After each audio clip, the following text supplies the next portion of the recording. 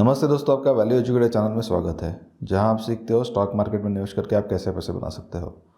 तो ये वीडियो में हम जो रेन इंडस्ट्रीज़ का Q4 2020 कैलेंडर ईयर का रिजल्ट आया था, इसके बारे में डिटेल्स देखेंगे और रेन इंडस्ट्रीज़ का फ्यूचर कैसे हो सकता है इसके बारे में भी देखेंगे। मैनेजमेंट ने कॉन कॉल में क्या गाइडेंस दिया है इसके बारे में भी मैं डिटेल में डिस्कस करूँगा। तो पहले हम जो प्रेस रिलीज़ था उससे शुरू करेंगे। तो यहाँ पर आप देख सकते हो कि सारा जो उनके रेवेन्यूज़ या ईबिटा या प्रॉफिट बिफोर टैक्स और जो एडजस्टेड नेट प्रॉफिट है इसके डिटेल्स दिए हैं। तो यदि आप नेट रेवेन्यूज़ जो है वो कंपेयर करोगे ईयर ऑन ईयर, तो यहाँ पर लास्ट ईयर में यानी Q4 2019 में जो रेवेन्यूज़ थे वो 2809 करोड़ के थे। ये जो सारे नंबर्स है वो मिलियंस में है, जिसको आप कन्वर्ट कर सकते हो करोड़ में। तो जो करंट क्वार्टर के रेवेन्यूज़ है वो लगभग 2620 करोड़ है, 2620। इसके बाद में यदि आप ऑपरेटिंग इनकम को ऐड करोगे तो जो टोटल रेवेन्यूज़ फ्रॉम ऑपरेशंस है वो 2640 करोड़ है करंट क्वार्टर में, और लास्ट ईयर के सेम क्वार्टर में वो 2830 करोड़ थे। ईबिटा यदि आप देखोगे तो वो 777 करोड़ का है ये ईयर में, कंपेयर टू लास्ट ईयर में वो 445 करोड़ का था। पर यदि आप एडजस्टेड लेवल पे देखोगे, क्योंकि यहाँ पर रेन इंडस्ट्रीज़ ने उनके कुछ असेट्स जो है उनको सेल किया था, तो ये क्वार्टर में जो ईबिटा है एडजस्टेड लेवल का वो 480 करोड़ का है, और यदि आप कंपेयर करोगे लास्ट ईयर के सेम क्वार्टर में तो वो 453 करोड़ का था। यानी यहाँ पर ईबिटा में थोड़ा चेंज आया है, थोड़ा इंप्रूवमेंट आया है। मार्जिन्स भी आप देखोगे तो मार्जिन्स में भी स्लाइट इंप्रूवमेंट आया है। लास्ट ईयर में वो 16% के थे, ये ईयर में वो 18.2% के हैं, यानी लगभग आप देखोगे तो 220 बेसिस पॉइंट का यहाँ पर इंक्रीज आया है। प्रॉफिट बिफोर टैक्स में भी आपको ये एडजस्टेड लेवल पे देखना होगा, क्योंकि यहाँ पर सेल ऑफ उनके जो असेट्स है उससे उनको प्रॉफिट आया है, इसीलिए नेट एडजस्टेड जो प्रॉफिट्स है उसको आपको कंपेयर करना है। यदि आप यहाँ पर देखोगे तो लास्ट ईयर में जो नेट प्रॉफिट था एडजस्टेड लेवल का वो 132.5 करोड़ का था, उसके कंपैरिजन में करंटली जो प्रॉफिट है वो 115.9 करोड़ का है। यानी यहाँ पर लगभग 15-17 करोड़ का जो प्रॉफिट है उसमें डिक्लाइन आया है। वैसे ही जो डिक्लाइन है वो आपको ईपीएस में भी दिखेगा, जो एडजस्टेड लेवल का ईपीएस है। अभी हम आगे जाके रेन इंडस्ट्रीज के जो अलग अलग सेगमेंट्स है, जैसे कि कार्बन का उनका सेगमेंट है, इसके अलावा उनका एडवांस मटेरियल का सेगमेंट है और सीमेंट का सेगमेंट है, इसके डिटेल्स देखेंगे। तो कार्बन सेगमेंट में जैसे कि आपको पता होगा कि 3 अलग अलग उनके सब सेगमेंट्स है। एक हो गया सीपीसी यानी कैल्साइन पेट्रोलियम कोक, दूसरा है सीटीपी यानी कोल टार पिच, और तीसरा है ओसीपी यानी अदर कार्बन प्रोडक्ट्स। तो यहाँ पर वॉल्यूम्स जो है वो आप यहाँ पर ट्रैक कर सकते हो। तो लास्ट ईयर के कंपैरिजन में सीपीसी के जो वॉल्यूम्स है वो यहाँ पर डिक्लाइन हुए हैं, और जो वॉल्यूम्स 412,000 मैट्रिक टन के थे वो ये ईयर में ये क्वार्टर में 394,000 मैट्रिक टन है। तो यहाँ पर लगभग 4.4% का डिक्लाइन हुआ है। सीटीबी में भी यदि आप देखोगे तो सीटीबी में जो वॉल्यूम्स है उसमें डिक्लाइन हुआ है, 17.2% का डिक्लाइन हुआ है। 134,000 मैट्रिक टन थे लास्ट ईयर में, जो 111 हुए हैं। ओसीपी यानी अदर कार्बन प्रोडक्ट्स में आप देखोगे तो यहाँ पर 10.6% का इंक्रीज हुआ है। पर ओसीपी ये जो उनका सेगमेंट है या सब सेगमेंट है वो ज़्यादा रेवेन्यूज़ में कंट्रीब्यूशन नहीं करता। तो यदि आप उसके बाद में नेट रेवेन्यूज़ देखोगे अलग अलग सेगमेंट्स के, तो सीपीसी के जो नेट रेवेन्यूज़ है उसमें भी लगभग 4.4% का डिक्लाइन आया है। तो ये डिपेंड करता है कि सीपीसी की प्राइसिंग क्या है, और सीपीसी बनाने के लिए जो रॉ मटेरियल यानी जो जीपीसी लगता है उसका करंटली कॉस्ट क्या है। तो इसके ऊपर उनके रेवेन्यूज़ डिपेंड करते हैं, और आगे जाके ईबिटा या उनके प्रॉफिट डिपेंड करते हैं। तो उसके बाद में कोल टार पिच यदि आप देखोगे तो कोल टार पिच में वॉल्यूम में आप देखोगे तो सिर्फ 17% का डिक्लाइन आया है, पर उसके कंपैरिजन में जो रेवेन्यूज़ है उसमें 25.6% का डिक्लाइन आया है। और इसका रीज़न यही है कि यहाँ पर जो कोल टार पिच की प्राइसिंग है, यानी जो प्राइजेस है कोल टार पिच सीटीपी के, उसमें काफ़ी डिक्लाइन आया था। इसके बाद में ओसीपी अदर कार्बन प्रोडक्ट्स में भी रेवेन्यूज़ में टोटल 6% का डिक्लाइन आया है। इसके बाद में एनर्जी में आप देखोगे तो यहाँ पर उनके कुछ सोलर के प्लांट्स है, तो यहाँ पर भी 13% का डिक्लाइन आया है, बट उनका जो कंट्रीब्यूशन है वो काफ़ी कम है टोटल ओवरऑल रिजल्ट्स में। यदि आप एडजस्टेड लेवल का ईबिटा देखोगे टोटल कार्बन सेगमेंट का, तो वहाँ पर 12.7% का डिक्लाइन आया है ईयर ऑन ईयर, और एडजस्टेड लेवल के जो ईबिटा मार्जिन है वो भी लगभग सेम है, 21.1% के ये ईयर में है ये क्वार्टर में, और लास्ट ईयर में वो 20.2% के है। यानी मार्जिन्स में चेंज नहीं हुआ है, बट जो ईबिटा है उसमें लगभग 12.7% का डिक्लाइन आया है। यह है कार्बन सेगमेंट का। उसके बाद में अभी हम एडवांस मटेरियल्स जो सेगमेंट है इसके बारे में देखते हैं। तो यदि आप एडवांस मटेरियल्स को कंपेयर करोगे तो 4 अलग अलग उनके सब सेगमेंट्स आते हैं: engineering products, petrochemical intermediates, naphthalene derivatives और रेजिन्स। तो यहाँ पे यदि वॉल्यूम्स आप देखोगे तो वॉल्यूम्स में मोस्ट ऑफ द सारे जो वॉल्यूम्स है उसमें इंक्रीमेंट आया है, और सबसे ज़्यादा जो इंक्रीज़ हुआ है वो नैफ्थेलिन डेरिवेटिव्स में हुआ है जो 14.8% का है। इसके अलावा यदि आप कंपेयर करोगे टोटल वॉल्यूम्स तो ये 92,000 मैट्रिक टन्स के थे लास्ट ईयर में, और अभी फ़िलहाल में 99,000 मैट्रिक टन के हैं, यानी 7.6% का यहाँ पर इंक्रीज़ हुआ है। यदि आप रेवेन्यूज़ देखोगे तो रेवेन्यूज़ में काफ़ी डिक्लाइन हुआ है, यानी वॉल्यूम्स बढ़ने के बाद भी आप देखोगे तो पेट्रोकेमिकल्स और रेजिन्स के जो टोटल रेवेन्यूज़ है इसमें डिक्लाइन हुआ है। और यदि आप एडजस्टेड लेवल का ईबिटा देखोगे लास्ट ईयर के कंपैरिजन में तो यहाँ पर 85% का इंक्रीज़ हुआ है, और जो टोटल ईबिटा मिलियंस में देखोगे तो वो 432 का था लास्ट ईयर में, यानी लगभग 43.2 करोड़। उसके कंपैरिजन में ये ईयर में 80 करोड़ का ईबिटा उन्होंने पोस्ट किया है, और ईबिटा के जो मार्जिन है वो भी आप देखोगे तो डबल हो गए हैं ये कंपेयर टू लास्ट ईयर है। यदि आप लास्ट क्वार्टर से कंपेयर करोगे तो यहाँ पर जो टोटल उनके रेवेन्यूज़ है या टोटल प्रॉफिटेबिलिटी है उसमें डिक्लाइन आया है, जो भी हम देखते हैं। तो यदि आप ये रिजल्ट्स देखोगे तो ये रिजल्ट्स में लास्ट क्वार्टर के कंपैरिजन में भी जो तीनों सेगमेंट्स है उनके डिटेल्स दिए हैं। तो पहले तो जो ऊपर का है वो रेवेन्यूज़ है, और उसके बाद में आप देखोगे तो ये जनरली ईबिट रहता है। तो ईबिट यदि आप कंपेयर करोगे कंपेयर टू लास्ट क्वार्टर यानी कैलेंडर ईयर Q3 2020, तो यहाँ पर कार्बन सेगमेंट के जो टोटल उनके ईबिट है उसमें रिडक्शन आया है, और ये जो सारे नंबर्स है वो अगेन मिलियन रुपीज़ में है। तो 321.6 करोड़ से वो डिक्लाइन होके 298.1 फिलहाल में हुआ है कार्बन सेगमेंट। एडवांस मटेरियल्स में यदि आप देखोगे तो लास्ट क्वार्टर में वो 117 करोड़ के थे टोटल ईबिट, उसके कंपैरिजन में फिलहाल में 51.9 करोड़ का ईबिट पोस्ट किया है।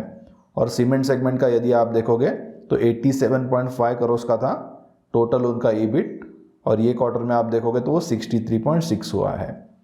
और टोटल जो ईबिट है वहाँ पर भी डिक्लाइन आया है, लास्ट क्वार्टर में वो 526 करोड़ का था, ये ईयर में वो 413.7 करोड़ का हुआ है। तो कार्बन और एडवांस मटेरियल्स के बाद में अभी हम सीमेंट सेगमेंट के डिटेल्स देखते हैं और कंपेयर करेंगे ईयर ऑन ईयर। तो टोटल वॉल्यूम्स देखोगे तो वॉल्यूम्स में 8.8% का इंक्रीज़ हुआ है। लास्ट ईयर में जो वॉल्यूम्स थे वो 568,000 मैट्रिक टन के थे, उसके कंपैरिजन में फ़िलहाल में 618,000 मैट्रिक टन के वॉल्यूम्स जो है। नेट रेवेन्यूज़ यदि आप देखोगे तो उसमें 31.9% का इंक्रीज़ हुआ है, क्योंकि सीमेंट के आप सारे स्टॉक्स देखोगे या सारे बिजनेसेस देखोगे तो उन्होंने जो प्राइसिंग है उसमें उन्होंने इंक्रीज़ किया था, इसीलिए जो प्रॉफिटेबिलिटी है वो most of the cements companies का फिलहाल में इंक्रीज़ हुआ है। और इसीलिए जो ईबिटा है उसमें भी एक सिग्निफिकेंट इंक्रीज़ हमें दिखने को मिल रहा है, जिसमें 152% का जो इंक्रीज़ है वो कंपेयर टू लास्ट ईयर हुआ है। टोटल यदि आप ईबिटा देखोगे लास्ट ईयर का तो वो 25.5 करोड़ का था, और फिलहाल में जो ईबिटा है यानी ये क्वार्टर का वो 64.4 करोड़ का है, और यहाँ पर जो मार्जिन्स है वो भी लगभग डबल हो चुके हैं। तो यहाँ पर सीमेंट ये जो सेगमेंट है वो काफ़ी एक स्मॉल सेगमेंट है कंपेयर टू जो उनके कार्बन और एडवांस मटेरियल के सेगमेंट्स है, और टोटल रेवेन्यूज़ में सिर्फ 10% का कंट्रीब्यूशन करता है। इसके बाद में जो रेन इंडस्ट्रीज़ के मैनेजमेंट है उन्होंने यहाँ पर जो डिटेल्स है वो यहाँ पर दिए हैं। तो यहाँ पर हमें और एक इम्पोर्टेंट चीज़ देखनी है कि जो हरिकेन लॉरा जो यूएस में एक आप देखोगे तो एक हरिकेन आया था, उसके वजह से रेन इंडस्ट्रीज़ के जो प्लांट्स है इनको थोड़ा अफेक्ट हुआ था। इसके रिलेटेड उन्होंने जो इंश्योरेंस है वो भी क्लेम किया है, तो उसके रिलेटेड जो क्लेम्स है वो उसका सेटलमेंट नेक्स्ट 1 या 2 क्वार्टर्स में हो सकता है। इसके अलावा हमें और एक चीज़ देखना है कि करंटली आप देखोगे तो यूएसडी और जो आईएनआर है या यूरो जो आईएनआर है वो अप्रिशिएट हुआ है कंपेयर टू इंडियन रुपीज़। इसके वजह से क्या होता है कि उनके जो प्रॉफिटेबिलिटी है या उनके जो रेवेन्यूज़ है वो हमें और ज़्यादा दिखते हैं, तो ये भी हमें देखना होगा। और एक्चुअल जो कंपैरिजन होना चाहिए वो कांस्टेंट करेंसी बेसिस पे कंपैरिजन होना चाहिए, यदि आपको जो न्यूट्रल यानी एक्चुअल कंपनी कितना प्रॉफिटेबिलिटी या कितना रेवेन्यूज़ ग्रो कर रही है उससे आपको समझेगा। इसके बाद में मैनेजमेंट ने एडवांस मटेरियल जो सेगमेंट है इसके बारे में डिटेल्स दिए हैं। तो उन्होंने बताया कि जो वॉल्यूम इंक्रीज था वो एशियन मार्केट्स में जो रिकवरी आया था कोविड-19 के बाद में उससे हुआ है, और इसमें जो रिलेटेड सेक्टर्स है जैसे कि कंस्ट्रक्शन सेक्टर या ऑटोमोबाइल सेक्टर इसमें रिकवरी हो रहा है, इसीलिए advance materials compare to last year to ये ईयर इसमें इम्प्रूवमेंट हुआ है। और इसमें भी हमें जो यूरो का अप्रिसिएशन हुआ है वो भी देखना चाहिए जो लगभग 11.5% का हुआ है। इसके बाद में उन्होंने डिटेल्स दिए हैं कि जो ईबिटा है उसमें क्या एडजस्टमेंट्स हुए हैं। तो यहाँ पर जो एक्चुअल जो रिपोर्टेड ईबिटा है वो लगभग 777.5 करोड़ का है। और इसमें ये काफ़ी इंपॉर्टेंट है, जिसमें आप देखोगे तो gain on divestment of super plasticisers business. तो यहाँ पर उन्होंने जो उनका एक जो असेट है उसको सेल किया था, और इसमें से आप देखोगे तो रेन इंडस्ट्रीज को लगभग 386 करोड़ का एक्स्ट्रा जो ईबिटा है वो यहाँ पे हमें दिख रहा है। तो यदि आप एडजस्टेड लेवल पे देखोगे, यानी जो रिपेयर और अदर कॉस्ट वो वन टाइम जो है वो बेसिकली एक्सपेंस है, और इसके अलावा expenses towards strategic projects and other non recurring items, तो इसको यदि आप ऐड करोगे और इसको सब्ट्रैक्ट करोगे तो टोटल जो ईबिटा आपको मिलेगा वो लगभग 480.4 करोड़ का मिलेगा, जो हमने पहले देखा। और यही जो ईबिटा है वो आपको लास्ट ईयर के जो क्वार्टर है उसके साथ कंपेयर करना है। इसके बाद में वैसे ही जो एडजस्टमेंट्स है उन्होंने प्रॉफिट आफ्टर टैक्स यानी नेट प्रॉफिट में भी किए हैं। तो यहाँ पर टोटल एक्चुअली जो रिपोर्टेड नेट प्रॉफिट है वो 307 करोड़ का है, और 307 करोड़ में आप देखोगे तो एक्चुअल में जो एडजस्टमेंट्स के बाद जो नेट प्रॉफिट आता है वो 115.9 करोड़ का आता है। और इसमें जो मेजर एडजस्टमेंट्स है वो वही है कि गेन ऑन जो डाइवेस्टमेंट हुआ था सुपर प्लास्टिसाइजर बिजनेस में, उसको बेचने के बाद या ये जो असेट्स है उनको सेल करने के बाद यहाँ पर फिलहाल में 115.9 करोड़ का उन्होंने प्रॉफिट पोस्ट किया है। इसके बाद में अभी हम डेट की सिचुएशन देखते हैं, और ये जो सारी डेट है वो मिलियन US डॉलर्स में है। तो लास्ट ईयर में वो 550 था, और ये जो है वो US denominated senior security loan है, तो एक टर्म लोन है। तो यहाँ पर कोई चेंजेस नहीं है। यहाँ पर थोड़ा चेंज हुआ है, ये बेसिकली यूरो डिनोमिनेटेड है, तो यहाँ पर जो यूरो में चेंज हुआ है यानी यूरो अप्रिशिएट हुआ है, इसीलिए ये जो डेट है उसमें भी थोड़ा इंक्रीज़ हुआ है। तो उसके बाद में यदि आप टोटल ग्रॉस डेट देखोगे तो वो 1060 मिलियन डॉलर्स था, और उसके कंपैरिजन में करंटली जो डेट है वो लगभग 1147 मिलियन डॉलर्स है। और ये जो इंक्रीज़ है वो मोस्टली जो करेंसी में इंक्रीज़ हुआ है उसके वजह से इंक्रीज़ हुआ है। इसके बाद में यदि आप टोटल जो वर्किंग कैपिटल है इसको ऐड करके बाद में फिर जो कैश एंड कैश इक्विवेलेंट है उसको सब्ट्रैक्ट करोगे, तो टोटल नेट डेट यदि आप देखोगे तो टोटल जो नेट डेट है और लास्ट ईयर में 928 मिलियन डॉलर्स का था, और उसके कंपैरिजन में फिलहाल में भी सेम है 932 मिलियन डॉलर्स का था। तो यदि आप यहाँ पर देखोगे तो मैनेजमेंट ने ये गाइडेंस दिया था कि उनके जो असेट्स का उन्होंने रिसेंटली सेल किया था, जिससे उनको लगभग 386 करोड़ का जो एक्स्ट्रा प्रॉफिट आया था। तो मैनेजमेंट का जनरली ये गाइडेंस था कि जो भी एक्स्ट्रा प्रॉफिट आएगा वो जनरली वो डेट रीपेमेंट करने के लिए यूज़ करने वाले हैं। और यदि आप रेन इंडस्ट्रीज़ को देखोगे तो उन्होंने रिसेंटली काफ़ी ज़्यादा कैपेक्स किए थे लास्ट 2 to 3 ईयर्स में, जिसमें उन्होंने वाइजैक में एक नया जो वर्टिकल कैल्साइनिंग का प्लांट है वो लगाया था। इसके बाद में उन्होंने और एक जो मेजर कैपेक्स है HSCR यानी हाइड्रोजनेटेड हाइड्रोकार्बन रेजिन्स, जिसको वाइट वाटर रेजिन्स भी कहा जाता है, जो उन्होंने जर्मनी में लगाया था। और इसके बाद में उन्होंने रिसेंटली ACP का भी जो प्लांट्स है वो एक इंडिया में लगाया है, और एक उनका US में कंस्ट्रक्शन चल रहा है। तो रिसेंटली जो कैपेक्स था लास्ट 2-3 ईयर्स में वो काफ़ी ज़्यादा था, और आगे जाके मैनेजमेंट का ये गाइडेंस है कि नेक्स्ट 3 to 4 ईयर्स और मे बी 5 ईयर्स में रेन इंडस्ट्रीज कोई भी हेवी कैपेक्स नहीं करने वाला है। जो भी मेंटेनेंस कैपेक्स है वो चलते रहेंगे, पर आगे जाके जो हेवी कैपेक्स है वो नहीं करेंगे। और इसीलिए क्या होगा कि जो भी फ्री कैश फ्लोज आएंगे वो फ्री कैश फ्लोज का यूज़ डेट रिपेमेंट में होगा। तो मुझे लगता है कि यदि रेन इंडस्ट्रीज डेट रिपेमेंट करती है तो डेफिनेटली यहाँ पर मार्केट में रीरेटिंग आ सकता है। तो इसके बाद में अभी हम और कुछ डिटेल्स देखते हैं कि CTP और CPC की पर टन की प्राइजेस में क्या चेंजेस हुआ है, या एडवांस मटेरियल्स के प्राइजेस में क्या चेंजेस हुआ है। इसके अलावा उनके जो ऑनगोइंग कैपेक्स है इसके बारे में मैनेजमेंट का क्या कहना है, और ये जो कैपेक्स है वो कब तक हो सकते हैं कंप्लीट, और रिसेंटली कुछ ये कैपेक्स में इश्यूज भी आए थे तो इसके बारे में भी जानेंगे। और फ्यूचर में जो करंट जो मेटल का ट्रेंड शुरू हुआ है आप देखोगे तो इसके रिलेटेड मैनेजमेंट का क्या गाइडेंस है वो भी अभी हम डिस्कस करेंगे। तो यदि आप ये चार्ट में टॉप लेफ्ट में देखोगे तो CPC और CTP की जो पर टन की प्राइजेस है वो आप देख सकते हो। इसके अलावा उन्होंने जो OCP है उसके भी डिटेल्स यहाँ पर दिए है, OCP यानी अदर कार्बन प्रोडक्ट्स। तो यहाँ पे जो प्राइजेस है आप यदि आप CPC से शुरू करेंगे तो CPC की जो प्राइस है वो एक्चुअल में $236 पर टन से इंक्रीज होके फिलहाल में $256 है। CTP की जो प्राइजेस है उसमें भी स्लाइट इंप्रूवमेंट हुआ है, $592 पर टन से वो फिलहाल में $599 हुआ है। और इसके अलावा जो OCP है उसमें 346 से 385 हुआ है वो पर टन के लिए। यानी जनरली जो ट्रेंड है वो आप देखोगे तो यहाँ पर उसमें थोड़ा इंप्रूवमेंट हुआ है, तीनों सेगमेंट में CPC, CTP और OCP। CTP यदि आप देखोगे तो वो स्टील इंडस्ट्री से रिलेटेड होता है और फिलहाल में जो स्टील इंडस्ट्री है वो भी काफ़ी बेटर परफॉर्म कर रही है। और उसके बाद में जो CPC है वो एल्यूमिनियम इंडस्ट्री से रिलेटेड है। एडवांस मटेरियल का जो चार्ट है वो आप टॉप राइट में देख सकते हो और इसमें भी उनके जो अलग अलग प्रोडक्ट्स है जैसे कि इंजीनियरिंग प्रोडक्ट्स हो गए या उनके नैफ्थलीन डेरिवेटिव्स है, रेजिन्स है, तो ये जो सारे प्रोडक्ट्स रेन इंडस्ट्री मैन्युफैक्चर करता है उसके सारे प्राइसिंग और वॉल्यूम्स के जो डिटेल्स है वो आप ये चार्ट में देख सकते हो।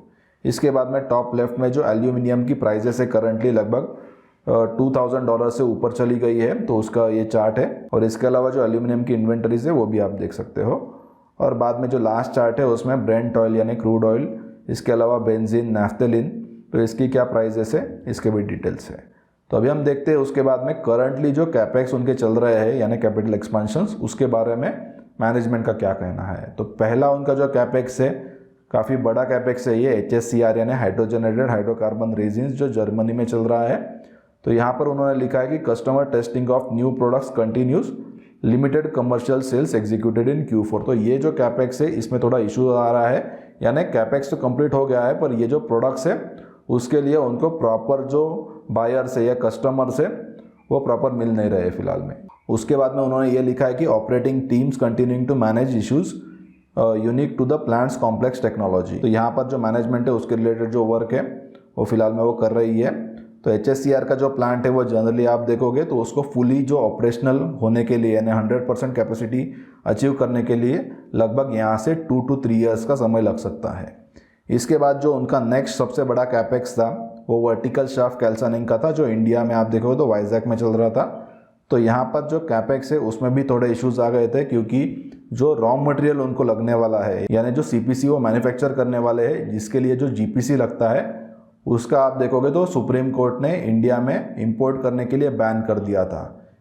और इसके बाद में रेन इंडस्ट्रीज ने जो नया टेक्नोलॉजी निकाला था ACP, इसके रिलेटेड भी, और रेन इंडस्ट्रीज का जो कॉम्पिटिटर है उन्होंने रेन इंडस्ट्रीज के अगेंस्ट जो एक कंप्लेंट है उन्होंने फाइल किया था क्योंकि उन्होंने ये कहा था कि ACP और जो GPC है उसमें ज़्यादा डिफरेंस नहीं है। Actually rain industries GPC import कर रही है कोई अलग जो इंपोर्ट कोड है उसके अंडर। तो यहाँ पर थोड़े इश्यूज चल रहे हैं फिलहाल में और इसीलिए वर्टिकल कैल्साइनिंग का जो इंडिया का प्लांट है वो फिलहाल में बंद है।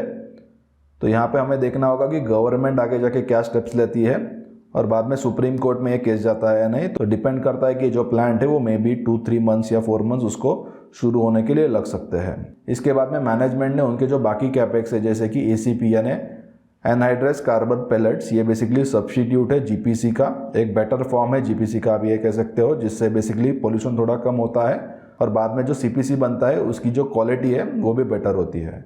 तो यहाँ पे उन्होंने बताया कि जो US में जो प्लांट है इसमें बेसिकली वो 2 प्लांट्स लगा रहे हैं, एक US में है और एक इंडिया में है। तो US का जो प्लांट है उसका जो कंस्ट्रक्शन है वो रिज्यूम हो चुका है Q4 2020 कैलेंडर ईयर का, और इसमें इंडिया का जो प्लांट है उसका जो कंस्ट्रक्शन है वो फिलहाल में बंद है क्योंकि मैनेजमेंट ये कह रही है कि फिलहाल में उनको कॉन्ट्रैक्टर या जो लेबर है ड्यू टू कोविड वो मिल नहीं रहे हैं। और यहाँ पर ये जो प्लांट का रिकंस्ट्रक्शन फिर से शुरू होगा Q2 2021 में, यानी यहाँ पर आप देखोगे तो लगभग और 6 मंथ्स का या 8 मंथ्स का हमें वेट करना होगा। तो ये ओवरऑल जो गाइडेंस है वो मैनेजमेंट ने फिलहाल में उनके जो टोटल कैपेक्स ऑनगोइंग कैपेक्स है या जो कंप्लीट हो चुके हैं उसके बारे में दिया है। तो यदि आप ओवरऑल रेन इंडस्ट्रीज का रिजल्ट्स देखोगे और उसको एडजस्टेड लेवल पे हमें देखना होगा क्योंकि यहाँ पर उनका जो यूनिट सेल है और जिससे जो प्रॉफिट आया है उसको हमें कंसिडर नहीं करना है। तो यदि आप एडजस्टेड लेवल पे देखोगे तो यहाँ पर प्रॉफिट में डिक्लाइन आया है लगभग 15 to 17 करोड़ का। पर यदि आप मैनेजमेंट का कमेंट्री सुनोगे कॉन कॉल में तो मुझे लगता है कि मैनेजमेंट काफ़ी यहाँ पर बुलिश है।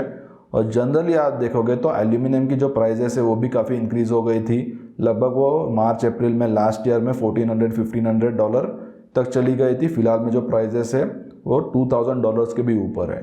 इसके बाद में जो CPC, CTP और OCP का जो पर टन का प्राइस है इसमें भी एक आप देखोगे तो एक रिवाइवल आया है।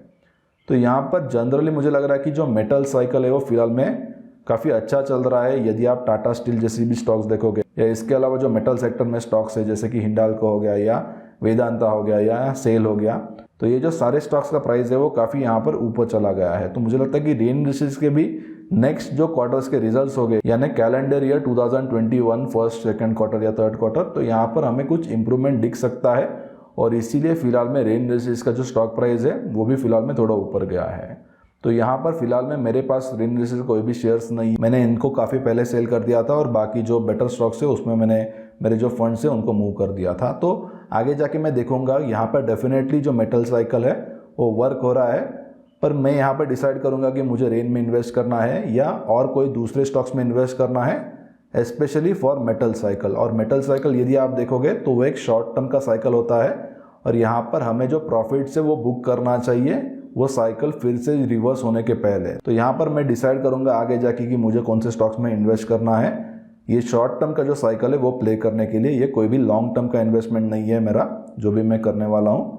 और आगे जाके देखते हैं कि क्या अपॉर्चुनिटी मिलता है। तो यदि आपको ये जो वीडियो है उससे कुछ नॉलेज मिला होगा या ये जो सारा डिस्कशन मैंने किया उनके कैपेक्स कितने हैं या उनका प्रॉफिट कितना है, मैनेजमेंट ने क्या कहा, इससे कुछ हेल्प होगी तो ज़रूर ये वीडियो को लाइक कर दीजिए, मेरे चैनल को सब्सक्राइब कीजिए और बेल आइकन पे क्लिक कीजिए ताकि ऐसे जो वीडियोस है वो आपको आगे जाके भी मिलते रहे।